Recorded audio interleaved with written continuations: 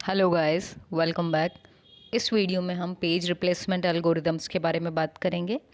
और इससे पहले वाले वीडियो में हमने paging, demand paging, page hit और पेज फॉल्ट इनके बारे में डिस्कस किया है। बेसिक कंसेप्ट है। तो यदि आपने वो वीडियो नहीं देखी हो तो उसे ज़रूर से देख लें एंड फटाफट से उसको देख के आएँ आप, तो ये चीज़ें आपको काफ़ी ईजी गोइंग वे में समझ में आएगी। तो जब हमारे पास में पेजेस जो हैं हमारी रैम में हैं, लेकिन हमको और नए पेजेस की नीड है जो उस प्रोसेस से रिलेटेड हैं और हमको अपना काम आगे बढ़ाने के लिए उन पेजेस की नीड है, तो क्या करना पड़ेगा? क्योंकि रैम छोटी होती है तो डेफिनेटली आपको जितनी ज़्यादा बड़ी प्रोसेस होगी उसके उतने ज़्यादा पेजेस होंगे और रैम ज़रूरी नहीं कि उतनी बड़ी हो। तो हमें क्या करना पड़ेगा कि जिस पेज की आपको नीड है उसको हम रैम में रखें और जिसकी नहीं है उसको क्या कर दें, वापस से सेकेंडरी मेमोरी में भेज दें, मतलब उसको रिप्लेस कर दें। ठीक है, तो यही जो रिप्लेसमेंट है इसी के लिए कुछ एल्गोरिदम्स बनी हैं जो कुछ मैकेनिज़म्स को यूज़ करती हैं। तो इनमें सबसे पहली जो है वो है फर्स्ट इन फर्स्ट आउट। ये बोलती है एल्गोरिदम कि जो पेज आप सबसे पहले लाए थे रैम में, यदि मान लो आपके पास में 3 पेज फ्रेम्स हैं, जैसे यहाँ हमने एक एग्जांपल लिया हुआ है, यहाँ 3 पेज फ्रेम ली हुई है और ये जो है 1303563 ये पेज नंबर है। इन पेजेस को हमको लेके आना है रैम में, लेकिन कंडीशन क्या है कि रैम में एक टाइम पे 3 ही पेज रह सकते हैं। तो देखो सबसे पहले क्या नंबर आया 1, तो हम 1 को ले आए, ये देखिए। उसके बाद आया 3, तो 1 के बाद यहाँ 3 आ गया। फिर आया 0, तो 1 3 और 0। यहाँ तक हमको किसी को भी रिप्लेस नहीं करना पड़ा क्योंकि हमारे पास रैम में 3 पेज जितनी जगह अवेलेबल थी। अब क्योंकि 3 के बाद में जो पेज आएंगे उनको रिप्लेस करने की ज़रूरत लग सकती है। तो देखो फिर से क्या नंबर आया 3, तो 3 नंबर पेज ऑलरेडी था तो आपको कुछ रिप्लेस करने की ज़रूरत नहीं पड़ी। फिर आया 5, तो अब जब 5 आया तो हम यदि देखें कि सबसे पहले कौन आया था, फर्स्ट इन फर्स्ट आउट नाम है क्योंकि इस एल्गोरिदम का, तो सबसे पहले 1 आया था। तो अब जब हम 5 लाना चाहते हैं तो हम ये जो 1 है उसको रिप्लेस कर देंगे और उसकी जगह 5 ले आए। ये देखिए यहाँ पर, तो 1 को रिप्लेस करके आ गया 5 क्योंकि यहाँ है फर्स्ट इन फर्स्ट आउट। तो 1 के बाद कौन आया था 3, तो अब यदि रिप्लेस करना पड़ता है तो 3 को हम रिप्लेस करेंगे। तो देखो 5 के बाद आया 6, 6 भी यहाँ पर नहीं था, 0 3 5 है, तो 6 को लाना है, मतलब इन 3 में से किसी को रिप्लेस करना पड़ेगा। तो रिप्लेस किसको करेंगे हम, 3 को। तो ये देखिए यहाँ पे 6 किसकी जगह आ गया है, 3 की जगह। अब यदि देखें तो फिर फर्स्ट इन फर्स्ट आउट में शुरू में कौन कौन आए थे, 1 3 और 0, जिसमें से 1 और 3 तो हो गए रिप्लेस, लेकिन 0 अभी भी बाकी हैं।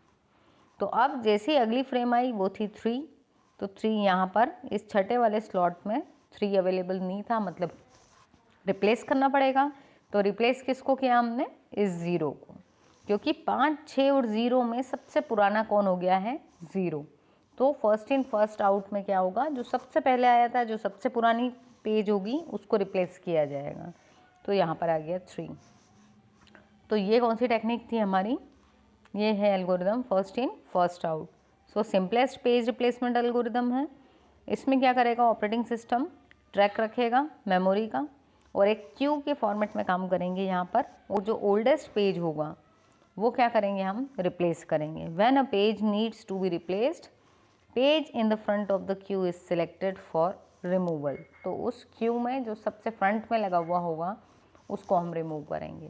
ठीक है, क्यू आप सबको पता है, पढ़ के आ ही रहे हैं आप, स्टैक और क्यू पढ़े थे। क्यू में भी क्या होता है, जो पहले आता है लाइन में उसको पहले टिकट मिलती है, ठीक है, और वो पहले बाहर होता है। तो वही कंसेप्ट है यहाँ पर। दूसरा यदि देखें तो ये है ऑप्टिमल पेज रिप्लेसमेंट। तो इसमें ये क्या करते हैं, ये प्रैक्टिकल एल्गोरिदम नहीं है। इसमें ये शुरू में ही देख लेते हैं कि कौन सा पेज लंबे समय तक काम में नहीं आने वाला है, तो उसको रिप्लेस करना। ठीक है, जैसे अगर यहाँ देखें तो ये देखो इन्होंने 4 फ्रेम से इनके पास इस बार। तो पहले आया 7, 7 को ले आए, फिर 0 भी आ गया, ये देखो, फिर 1 था तो 1 भी ले आए, फिर 2 भी ले आए। अब चारों फ्रेम्स फुल हो गई है।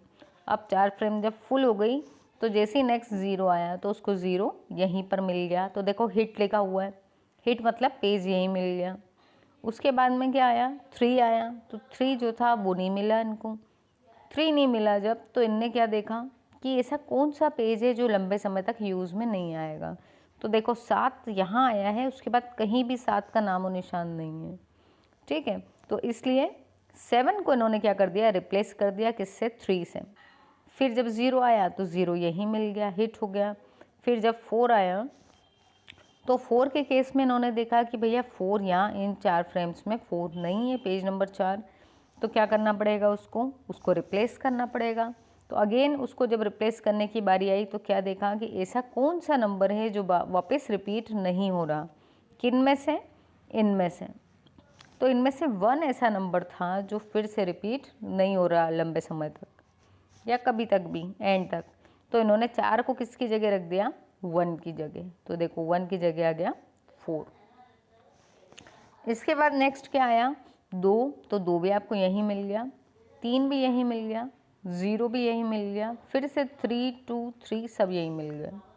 तो ये था हमारा ऑप्टिमल पेज रिप्लेसमेंट। और ये है आपकी लास्ट एल्गोरिदम जो क्या है, लीस्ट रिसेंटली यूज्ड।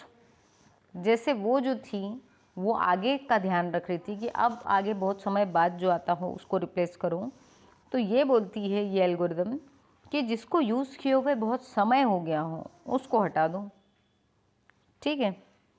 तो देखें, page will be replaced which is least recently used. इसके केस में क्या हुआ, एग्जाम्पल ये अपने को इन्होंने पेज रेफरेंस दे दिया और पेज फ्रेम बता दी 4 है। तो अब देखो सबसे शुरू वाले तो मिस ही होंगे क्योंकि ब्लैंक है अभी, तो 7 को भी ले आए हम, 0, 1, 2 यहाँ तक अपने चारों फ्रेम्स फुल हो गई। फिर 0 आया तो 0 यहीं मिल गया। फिर 3 जब आया तो 3 क्या हो गया, मिस हुआ।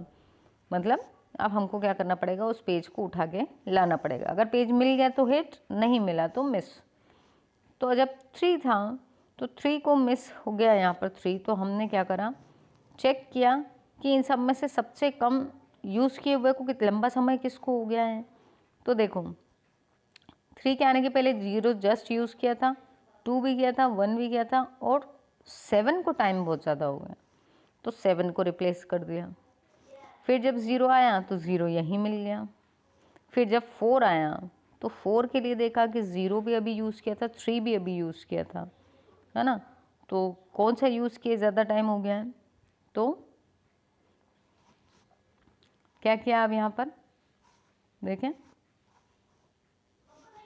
1 को यूज़ किए को बहुत देर हो चुकी थी तो यहाँ पर 1 से रिप्लेस करके 4 लिया है, ठीक है। फिर जब 2 आया 2 भी यहीं मिल गया, 3 भी यहीं मिल गया, 0, 3, 2 सारे यहीं मिल गए। तो ये रिप्लेसमेंट टेक्निक्स क्यों बना रहे हैं, ताकि पेज हिट ज़्यादा हों, बार बार रिप्लेसमेंट करने में टाइम ना लगे क्योंकि वो टाइम कंज्यूमिंग होता है।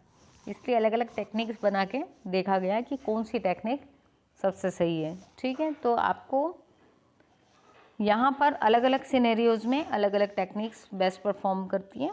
तो आपसे यदि पूछा जाता है तो ये 3 आपकी एल्गोरिदम्स थी जो एकदम मैंने बहुत फटाफट से एग्ज़ाम के पॉइंट ऑफ व्यू से रिवीजन जैसा फटाफट से समझा दिया है। सो आई होप आपको समझ में आई होगी। एंड यदि चैनल सब्सक्राइब नहीं किया तो जल्दी से सब्सक्राइब करो, दोस्तों से शेयर करो। मिलते हैं अपनी नेक्स्ट वीडियो में जिसमें हम CPU शेड्यूलिंग के बारे में बात करेंगे।